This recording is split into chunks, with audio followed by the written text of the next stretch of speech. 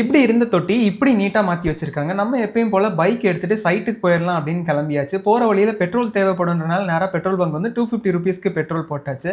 சைட்ல கிளைமேட்டே சொல்லவே முடியலைங்க. அந்த அளவுக்கு ஒரு நல்ல கூலிங்கான காத்து சூப்பரா ஒர்க் பண்ணலாம். உள்ள போய் பார்க்கும்போது தான் தெரிஞ்சுச்சு. காலம்க்கு ஷட்டரிங் ஒர்க் பண்ணிட்டு இருந்தாங்க.